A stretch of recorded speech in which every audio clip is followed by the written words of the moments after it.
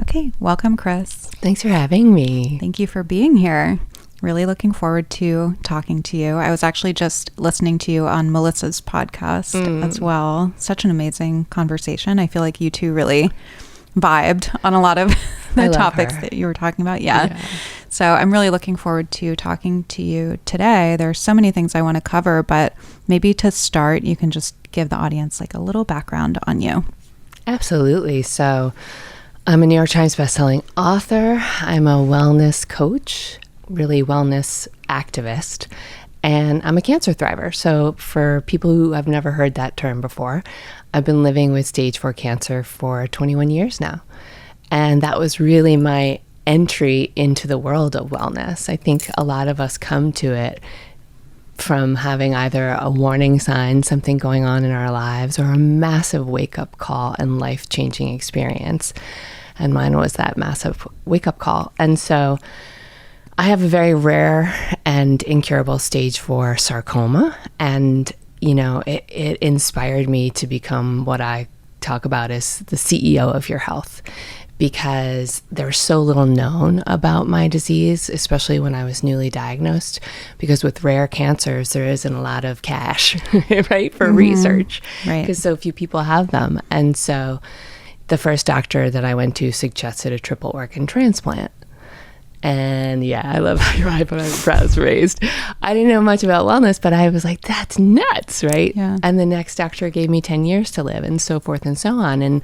And that's when I decided to become my own patient advocate and to build my team and to really treat it like a business. Like I'm hiring, I'm firing, I'm finding my second in command, and hopefully that person has his finger or her finger on the pulse of research, and maybe even is involved in like creating the cure, and also had a good bedside manner. And so the thing is that there still isn't a cure for my disease, but it can be slow growing, it can become aggressive. And so I've just been tracking it for 21 years. It has been slow growing and stable, and that has given me the time to explore how I want to take care of myself, what that's going to look like, and how I'm going to live like I mean it. Wow. So much that I want to unpack there, but maybe we can rewind to the beginning. And how did you even arrive at that diagnosis to begin with? I wasn't feeling well, and I was blowing it off because I was 31 at the time, and I was like, I'll figure this out later. Hold on, I'm sorry, 31? Yeah. And how old are you now? I'm trying to do 52. Bananas. Well, thank you. Insane. I mean, okay, we need to know everything you're doing, but go ahead. I think bananas is probably going to be you my look 35. new favorite term. Thank you. That's bananas. That's when you know I'm really blown away. Pull out the bananas. You're very sweet. I wasn't feeling well. And so, but like most of us, when, we're younger, we're just like, it's nothing. I'll just keep on going. I was trying to build my career and my life and, find the person. And I figured, fiber later. But then it got to the point where I was really doubled over in pain, had a hard time walking and breathing. And that's when I went to my GP, and the rest is history.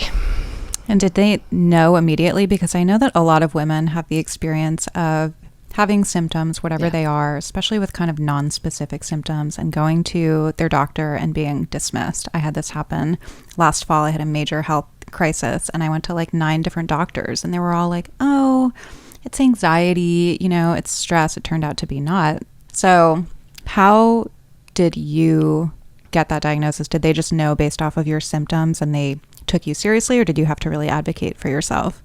No, in the beginning, they're like, it's gas. Oh my God. It's constipation. Wow. It's this, that, and the other thing. Or maybe it's your gallbladder. Or maybe it'll have to come out this weekend, but, I'm golfing, so we might have to push it. No, literally, these were the words. And so, but then, thankfully, there was an ultrasound, right? And so I actually got to look under the hood. And if it wasn't for that, then I wouldn't know. And it probably would have been something that we continued to put off. The thing about my disease is that because I don't have an aggressive version right now, and that could change, there wouldn't have been much they could do anyway. But you have to know. You have to understand what's happening in your body. And I think to your point, you have to be willing to say, I know there's something up, and it just means that this is not the right colleague for me because we are colleagues. Yes. And so I'm going to keep looking because we're not in alignment, because I trust what my body is telling me that there's a problem. Yeah. Yeah. We know our bodies best. Yeah. And I love that you approach it as a business and that these are colleagues and that you're collaborating. It has to be collaborative. It's not you are the God and you dictate everything and tell me what's happening in my body. It's a give and take. Yeah. I love that you said that. I think it's because medicine can be very intimidating for the layperson. So we think that everybody's got the answers. We're all figuring it out. And so to just be able to say we're on the same playing field, we have the same objective, how are we going to reach that objective? What was getting that diagnosis like for you? I tend to have a little bit of health anxiety to begin with. So I would imagine hearing the C word, it's everybody's nightmare. So what was that like and how has it evolved over the years for you? I mean, it was terrifying at first, absolutely. It changed everything. I left my career. I started a whole new life. It inspired me in many ways, and it was very traumatic as well. And it wasn't until many years later that I was even aware of how much trauma was involved in my diagnosis. But I think that, and you'll probably relate to this as a creator, I was so frustrated that there was so little out there for people like me. And at the time, young, vibrant, like I was one of probably the early members of the young adult cancer community, of young adults trying to say, wait a minute, this isn't our grandma's cancer. We're at a whole different stage of life and you're literally treating us the same way. And so it inspired me to create my film, write my books, and really, go on a deep journey for people like me.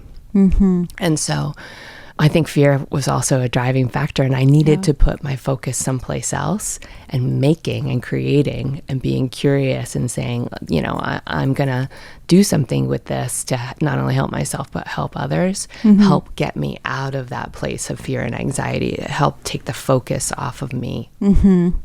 I can relate a lot to that in a different way. I mean, I just think about like my experience in recovery. I've been sober for 10 years and I talk about it a lot. And, a lot of the reasons why I drank and used drugs were because of fear and anxiety about various things. And so I had to learn in the past 10 years how to abandon self. That has been the greatest thing for me. And creating certainly is like kind of a means to do that. And then obviously there are other things. Like I try to focus on other people because that's the only way that I forget myself. But it's such a powerful thing to be able to do. And I would imagine, living with this diagnosis, there would be anxiety of like, is it getting worse? Is it getting better? I mean, just always feeling like you have this thing living in you. Yeah. And on any given day, you don't really know what it's doing, right? True. I just had my 21-year scan, and it was wild because because I'm still doing really well. Wow. But it took me probably a decade before I could really learn how to live with cancer because it's a mental game. And so to your point about anxiety, I just wrote a book, which I'm sure we'll talk about, but I explore the big messy emotions that happen when life falls apart, right? And anxiety is one of those, right? And I think that when we start to get curious about our emotions and we understand that they're two things, they're information and they're energy. Information has something to teach us. Energy needs to move. Energy needs to go someplace or it implodes. And so getting curious about anxiety, I realized that it's here to help me survive. Every single one of our emotions serve a purpose. We can't amputate any of them and expect to be whole. I'm sure both of us have tried. Right. Absolutely. Right. And then you find another way. Yeah. And so I know for me, anxiety is usually that rumination. So if I'm sitting here with you, but I'm finding myself spiraling out because let's say I just felt something weird or I have a strange cough and I have tumors in my lungs and my liver. And I start to tell myself stories about what's happening. I've completely stepped out of the present moment here with you. And now I'm going down this rabbit hole of fear and anxiety, right? And so in some ways, we can create new mental health habits to say, oh, this is what my brain does on anxiety. In this moment, I feel my butt on the cozy velvet couch. You know, I can take a deep breath and I can come back here where that spiraling isn't actually present. And so I think there's lots of tricks and tips for us. And no, this, I'm not talking about clinical anxiety. I'm just talking about the day-to-day stressors that every single one of us go through. I'd say cancer has taught me how to handle those more and to snap out of it when I need to come back to presence. It's also, we can't always solve the problems of the mind with the mind, right? So sometimes you're just like overthinking and you're like, I know I shouldn't be ruminating, but what the F, I am. And that's when getting into your body, you know, going for that run or playing with your dog or whatever it is that helps you come back into the tactile space can be really useful. Yeah, there's that saying, something along the lines of like, the same brain that's experiencing the anxiety isn't the same brain that's going to get yourself out of it. I mean, I always learned, like, especially in recovery, I need to act my way into feeling different or feeling better, because I can't think my way into feeling different or better, maybe momentarily, but it's not a sustainable thing. So I need to act. Usually that involves contrary action, doing something I don't want to do, picking up the phone and calling somebody and asking them about themselves when I want to talk about myself and my anxiety, you know, things like that, to kind of disrupt that ruminating cycle. And I know that there's so much research around walking as well, and how that disrupts rumination and anxiety as well. So I'm curious if, I don't know how to phrase this, but at any point, did you or have you felt like this was a gift in disguise, obviously? I mean, just in how it's informed how you live your life, the direction, your purpose, all of that. Yes, I don't use the word gift because it's obviously not something I would give to you, and there's no return receipt, and I would return it. It's, you know. But to your point, I think that there have been some blessings. And so when we talk about that, I think many of us, when we go through our dark nights, when we hit rock bottom, when the rug's been pulled out from under us, when life kicks us in the teeth, you know, can you find those moments of growth, of expansion, of, okay, this is a detour in a direction that I didn't want to go, but what can I find in this direction that will help make my life richer? And I think we get that opportunity as opposed to just sinking into the despair of the circumstance. I wouldn't have learned how to take care of myself the way I do now. I wouldn't have met so many incredible people. I wouldn't have met my husband. I wouldn't be living a life that I find has a lot of meaning and purpose. I probably would be doing my old career, which I wasn't that happy in, you know, so it was sort of like, hey, life is short. What are you going to do about it? How are you going to live when you know your life could be cut shorter than you ever imagined? And that gets you motivated to get busy living. It's also a lot to hold. But I tend to put my focus in the place that creates more momentum in my life as opposed to stagnation. I think that's so inspiring, because ultimately, you know, we have a choice of how we react to things and how we utilize things. And, you know, we have this saying in recovery, again, I always reference these sayings, but that's where any of my good ideas come from, but like the seemingly bad becoming good. And it's like what you're saying, not something that you would choose, not something if you could go back and have that, you know, happen again or anything like that. But sometimes they become, you know, the biggest growth opportunities and redirections and, you know, character building and all of that. So that's kind of what that reminds me of. And I think it's, you know, just inspiring for everybody listening to hear that. Thank you.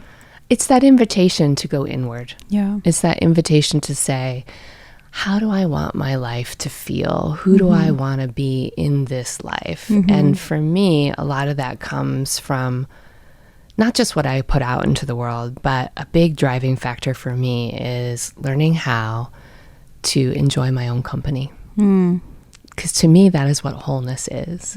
And so what are the barriers keeping us from enjoying our own company? And when we put our attention on those barriers with the intention of dissolving them, not instantly, but over time, that becomes our wellness practice. That becomes our spiritual practice. And I think that ultimately it's how we learn how to have our own backs. Yeah, I love that. So I'm curious what wellness is to you and what that journey has been like as well. I've heard you talk about kind of being addicted to wellness, and I would imagine that there's probably some inclination to try to do all the things, you know, especially with your health circumstances and all of that. And so how has that journey been from, I guess, that time of diagnosis, and where are you with it now? I'm so much more relaxed with it now, 21 years in. But when I was newly diagnosed, wellness was like, first of all, it was exciting. It was new. I was like, wait a minute, Burger King isn't awesome? What? Tell me more about this, you know? And so, again, like I shared with you, it helped me take my attention off of my fear. I started to feel better when I started to eat better, and I started with my diet because it was something I could control when I felt so freaking out of control, you know? But then it got to a point for me where I was making choices based on fear, right? So I was becoming very perfectionistic, and I was afraid that if I did it wrong, I'd make cancer worse. And that's no way to live. And we know that, so what I teach is basically an anti-inflammatory approach to health and well-being. And so we know that stress is a huge creator of inflammation. So here I am micromanaging myself and putting myself in a wellness box that I felt was so small and so tight, but I had to get it right, you know, because for quite some time, my goal was to cure myself. I was frustrated. I was like, well, if you can't do it, I guess I'll have to, you know? And so that was my approach. And I wasn't really honest about it. I think that even after my first, second, third book came out, I was still feeling like an imposter. Like, I can't possibly be sharing this information if I haven't fixed myself. And it was at my 10-year scan when literally one of the doctors had said, you will be lucky to live 10 years. And I was doing very well at 10 years where everybody was happy but me. And it was because I felt like a failure, and that I was letting not only myself down, but people down. And you know, I've talked about this a bunch recently, but that's when I really had to figure out how to redefine wellness and redefine my goal, which was healing versus curing. Because curing may happen. It happens in the body, but we cannot predict it. You know, it may or may not. But healing can happen at any time and stage of life. And so that actually took a lot of pressure off of me. You know, and then I was like, okay, you know what? I'm not going to do this for cancer. I'm going to do this for Kris, because it feels good to feel good. It feels good when my gut feels good. You know what I mean? When I'm not bloated, when I'm not feeling uncomfortable, when I'm not lethargic, it feels really good. And I want to be here. And while I'm here, I want to feel good. So that shift allowed me to kind of open up my practice. And I think it works for people more so than all of the fads and all of the craziness that we can see happen, and all of the restriction that we go yo-yoing on with that latest influencer or whoever is talking about the latest craze. And it's not sustainable for most people, right? And so we want a practice that is sustainable and joyful. Yes. I know. I always refer back to a quote that Liz Moody said on my show. I don't know if you know her. And she said, when wellness is making you miserable, it's not wellness. And I think that so many of us have the experience of making these habits so rigid, and that's a stressor in and of itself. I certainly went through that journey years ago where I was like, I'm going to get healthy, and I'm counting macros, and I'm bringing my Tupperware to the restaurant with the boiled chicken and, you know, broccoli or something. And I'm doing the intense, high intensity plyometric workouts 7 days a week, you know, and my period is gone, and I'm bloated, and I have gut issues because I'm eating a pint of Halo Top at night with the microwaved Quest bar, you know, all the things, all the trends, to your point. And I was miserable, but I didn't know any better at the time. Yeah. And I had to hit a rock bottom myself with that. I think rock bottoms are amazing. So, that's where all the growth happens. And that's how I kind of figured out like how to adjust and how to make wellness work and feel good. So how do you recommend people kind of attune to themselves and find what works for them when there is so much noise out there? I love that you talked about attuning to yourself. So let's get the basics. So I teach what I call the 5 pillars of wellness, and they're about being mindful of what you're eating, what you're drinking, what you're thinking, and how you're resting and renewing. And those pillars sit on a foundation of stress management because stress creates inflammation, which is the root cause of many of our chronic illnesses. And so if we just say, okay, here are these different buckets, here are these different pillars, am I tending to them more often than not? Now, it's about being mindful. I didn't say it's about dominating them. I didn't say it was about hacking them. I didn't say it was about crushing them, right? It's about being mindful. Am I tending to these pillars more often than not? Am I hydrating myself, right? What is the skin test? The skin test is when you just pull, your skin, and you create a little tent. It's a little pinch test right here. And it should bounce back relatively easily, like you. Okay, you're hydrated, right? You can also just look in the toilet. Yeah. You know what I mean? Does it look like a lager? Probably I need to drink water. I've never heard that one before. Yellow color. And so how can we create practices that are filled with ease so that we do what? Do them. Right? So even with food, what I teach is a plant-based diet, but the vast majority of people in my community or who read my books are not 100% plant-based, right? The goal is to eat more vegetables, to eat more real food, because plants have the medicine. So what I like to teach is, okay, you're new to this, or you're not new to this, but you're frustrated with it. How about we approach this by adding before you subtract? You don't have to take anything out of your diet that's going to make you feel deprived. It's going to make you feel like you're doing shit wrong. Like you're just going to add a smoothie to your day. We're going to start there. And then we're going to build over time. I think there's a lot of power in micro habits. Yes. As opposed to these all or nothing approaches. Totally. And I love that concept of adding instead of subtracting, because I think that, we tend to get so overwhelmed by things that we need to restrict. And, especially now, everything is like, quote unquote, bad. And there's so many things that we need to avoid. And certainly I think some of those, depending on the person, should be cut out. But by adding, I think that creates momentum, right? Yeah. And, one micro habit then inspires you to do the next micro habit. And that's like a really sustainable way to build lasting habits, which turn into routines, which turns into your lifestyle, right?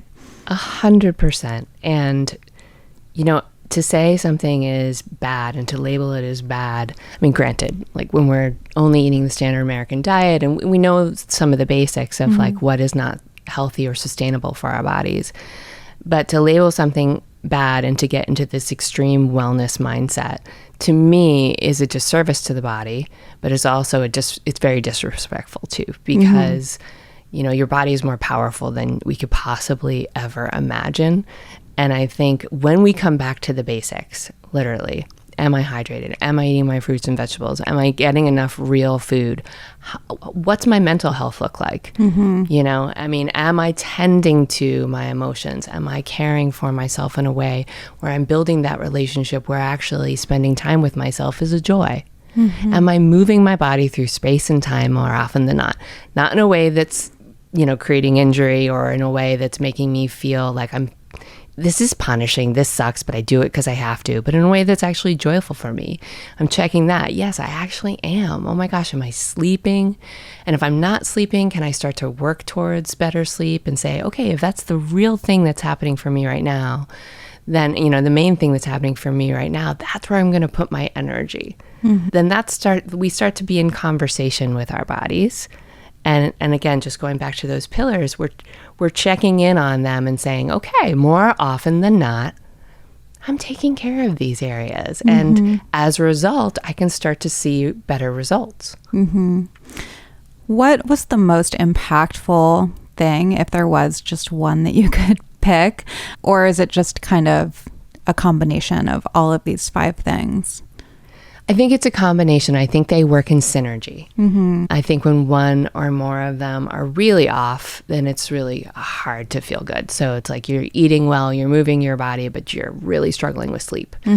It's going to be hard for us to feel good. So that's the pillar that needs the most attention. I think if you would approach it, start in the place that you're struggling with the most. So, in the beginning of my journey, I was focused on what I was eating because, again, it was something I could control, and I was eating a really crappy diet and I felt terrible. And so, but I'd say 20 years into my journey, I've been focusing more on what's eating me. And that's been the focus of the work that I've been doing recently, because I think we have to look at things in a very holistic way. Kale is actually easy. Yeah. You know what I mean? Anger, grief, Yeah. anxiety, not so much. Yeah. Yeah. I think that when it comes to wellness, it is so easy to focus on the green juices and, the sauna and the workout and not look at the rest of it. And the rest of it is so foundational because, to your point, you can be doing all the things, but if you are grieving, if you're stressed, if you have like negative self-talk, if you're anxious, that is going to have more influence over your body, I think, than what you're putting into it. And I remember like years ago working with somebody when I had really bad gut issues, which was in turn causing hormonal issues and skin issues and sleep issues and everything. And I wanted all the stuff. I'm like, tell me what supplements to take. Tell me what to eat. Tell me what to cut out of my diet. And he's like, no, we got to work on your stress. And I'm like, what? Oh. And it's like, no, we don't want to look at these things. Yeah. So can you tell us a little bit about like your journey with that? And I know that really influenced your latest book, right? Yeah. So my latest book is called I'm Not a Morning Person. And it's about MOURNING, everybody. Morning. Yes, exactly. And it really is about those big emotions. And, I've written 7 books, and this is my 7th. And a few years back, my publishers were like, when's another one coming out? And we were in the middle of the pandemic. Excuse me. Do you need water? I think I passed it, but thank you. So I'll go back. So a few years ago, my publishers were saying, okay, it's time to write another book. It's been a bit. And, there's all these ideas about what kind of book I should write. And I thought to myself, the only thing I can write about is grief. And I remember them being like, grief? Really? Oh, God, that's not going to sell. Nobody wants to talk about that, even when they're grieving. Yeah. I was like, true. Okay, but this is the only conversation I feel called to have because it's what I'm going through. Again, global pandemic. I was approaching my 20-year anniversary of living with stage 4 cancer. My father, who is my chosen father, who adopted me, was dying of cancer. And my business was struggling in many ways because I was, making the choice to kind of pull back. And I hadn't life-proofed my business at the time. So unless I was doing,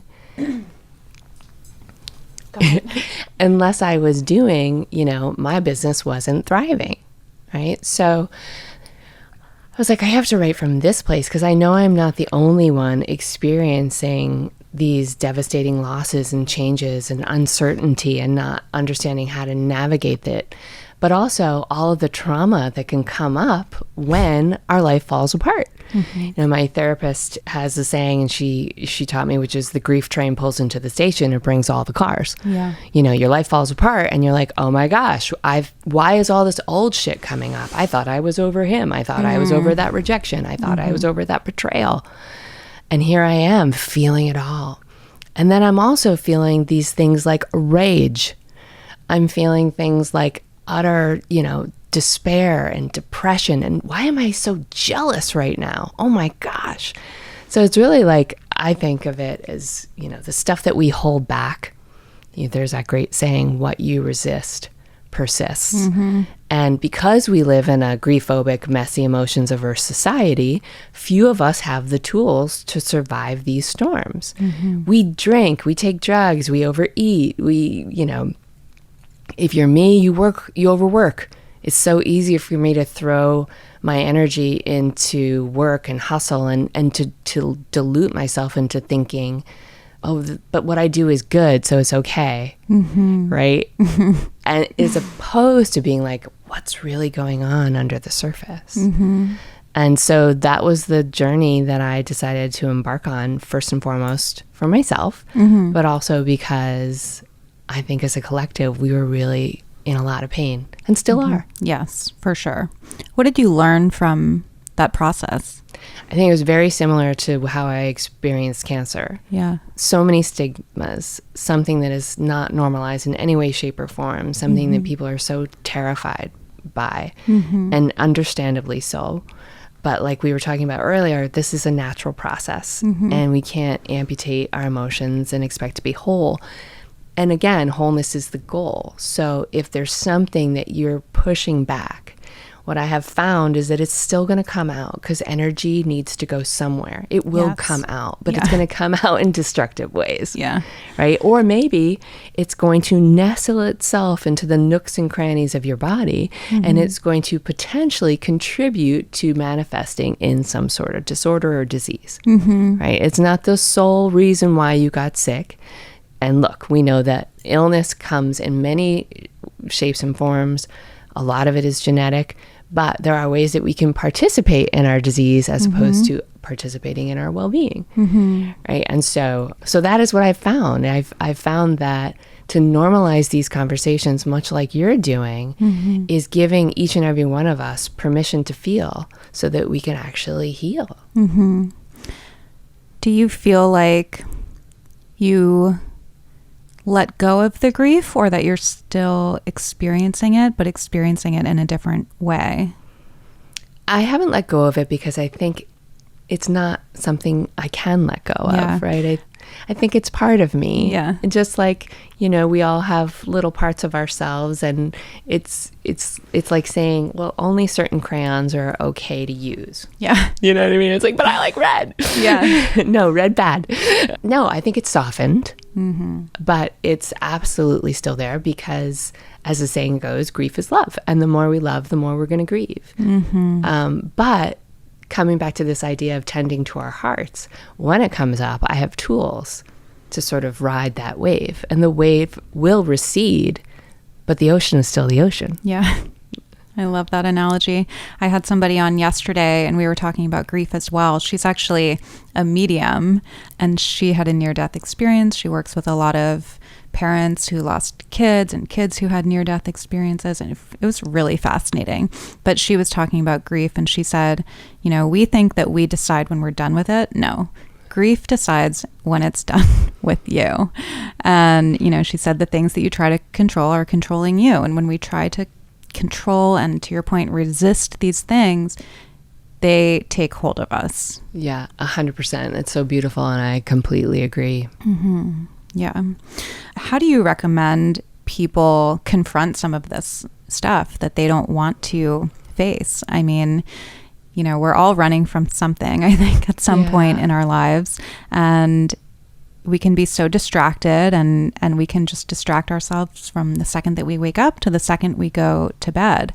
So do you have any tips from your experience with this that the listeners can try to apply to their own lives? Absolutely. Many. Let's go meta, though, because I feel like, we've talked about some really good ones about getting in your body and actually giving yourself permission to face your feelings. I think if we come back to that idea of creating a relationship with ourselves, a relationship that we honor, that we love, that we're willing to nourish because we want to feel good in our bodies and in our minds while we have an opportunity to have bodies and minds, then our intention is very clear and very strong. That means if you and I are like best buds, I am going to show up for you. I'm going to take care of you. When you're having a hard time, I'm going to call you. I'm going to be present for you because you mean something to me, right? That is the same way we want to approach how we care for ourselves. I mean something to me. And therefore, this pain that I'm feeling is worth tending to. And I think also what happens for most of us is when we actually allow ourselves to feel the pain, it might not be as bad as we think it is. Yeah. I think it's the fear of the pain. Yes. And the barrier that fear creates to fully alive living is what trips us up. So it's the fear of the pain versus the pain itself. For sure. Right. And so if we go, okay, I'm going to thaw into that idea, we're just starting to talk ourselves into a new way forward. Yeah. And taking those baby steps, first, it can just be the awareness of, maybe you're not even really aware of how you're feeling. I don't know if you've ever had that experience. I have, where I'm like, I don't know, I'm just out of sorts. Something's off. Yeah. Disturbance in the force. Yeah. But I want to keep moving forward because I'm feeling the flutters or I'm feeling the discomfort. To actually take that moment and say, okay, my first step here is to name what I'm feeling. Because if I can't name it, I can't address it. And so the naming of it could be, I feel really embarrassed. Oh, okay. Why? And then starting to have that dialogue with self. So also, we can't always do this stuff alone. Yeah. So depending on what we're going through, I mean, therapy is so helpful. Having, to your point, those good friends that you can reach out to and you can have those honest conversations with, that starts to create that break in the storm. I remember when my dad was dying and I was in a CVS because my mom had asked me to go get some Ensure because it was the only thing that he could have. And I came upon the bottles and I was thinking, how many should I get? And I wasn't aware that I was doing math saying like, will he be here to drink the rest of them if I get too many? But that was the first time I really allowed myself to feel, and I had no choice because it was coming in hot and heavy. You know what I mean? Yeah. And I'm running through CVS like, get the fuck out of my way because I got to get to the car because I don't want to break down in front of people. How embarrassing. I get to the car, I totally break down, and it feels good. It feels like a break in the storm. It's like the moments the medicine kicks in or the fever breaks. And I was like, oh my gosh, if I'm giving myself a little bit of a reprieve right now, where else in my life am I holding back this feeling of feeling better? Like the world didn't fall apart because I fell apart in the car. Yeah. Wow. So powerful. I think that, I mean, I have that experience too. The fear of feeling the feelings is so much worse and causes so much more destruction. Again, back to my addiction. I didn't want to feel. And so for 10 years, I was trying to numb out these emotions that felt too big for me to deal with. So I needed something, and, ultimately it almost killed me, all because I didn't want to feel. And, confronting all of that stuff, like, I think that when you do, you realize that you have the resources, I remember a therapist that came on my show a few years ago, and she said, the version of you that can handle that thing is born into existence in that moment that you experience or deal with that thing. I think that we're so much stronger than we give ourselves credit for. And fear is like a big liar. So true. I love how you're saying that. And I think what's interesting is we equate strength with like this Teflon approach with being, like armoring up and, never let them see you sweat and not showing emotion and whatnot. And what I have found is that the true strength lies in our softness and our willingness to be vulnerable. And then some of the most vulnerable people that are vulnerable, and you say, oh my gosh, I look up to that person so much because she's willing to be real. Yeah. And like, when was realness the best commodity? You know what I mean? You're like, oh my gosh, you mean I don't have to do any of this shit? Wow, that's so liberating. Yeah. Yeah, it's so true. I want to close, I guess, by just talking a little bit about aging. It's a very relevant topic with my audience, and we are in Los Angeles, where everybody resists aging happening. What has your diagnosis and your perspective and everything done to your perspective and your experience of aging?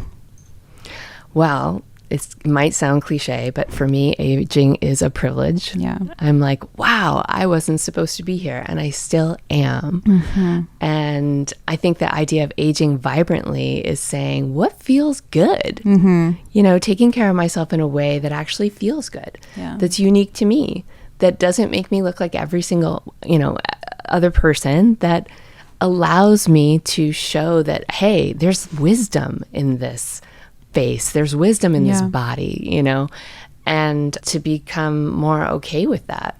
It's truly a deep act of self-love and self-acceptance. And it doesn't mean you can't do what you want to do to feel good. Yeah. It's just each and every one of us are given that opportunity to figure out what it's going to look like for us. You know, for me, I want to feel good in my body.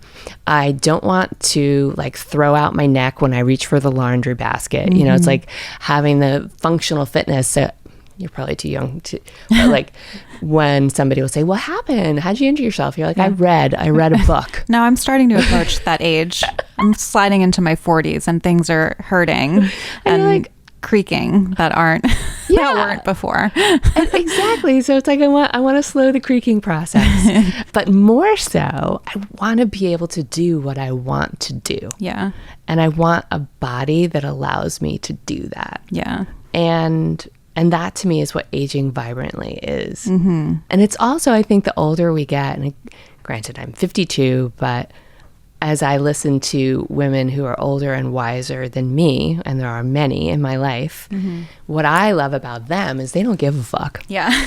They could give two shits what you think about them. Yeah. And I think that is so liberating. Yes. And I think each and every one of us have that opportunity to go, you know what matters is that I care about me, is that I like what I'm saying and I like what I'm doing and I like the person that I'm becoming, not what you think about me. Yeah. Granted, I don't want to be a jerk. That's not what we're talking about here.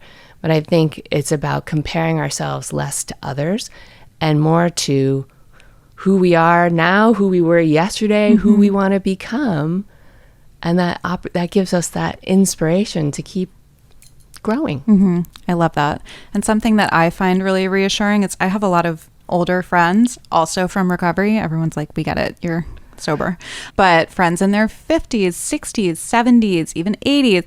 And they all say that they have never felt better at whatever age they're at. Maybe physically, you know, they have a few more things popping up.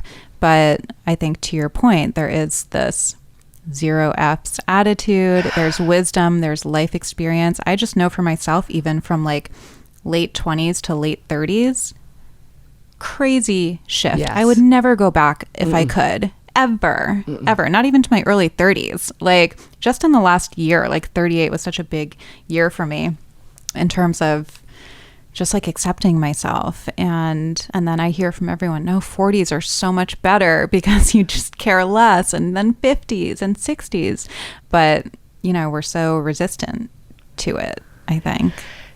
I think the more of us having the conversation, and you see such a huge conversation happening right now around menopause and perimenopause, and it's so liberating because these are conversations that even your gynecologist hasn't, you know, literally there is information and studies and research that says how many gynecologists have actually only had, you know, a couple hours of classes on a very important stage of women's life. And you go, oh my gosh, how have we been left out? We always have to fight, right? But in the best possible way. And I love seeing the conversation changing and so many pioneers now, because half of us are going to experience it if we're lucky enough to live that long. You know? Yeah.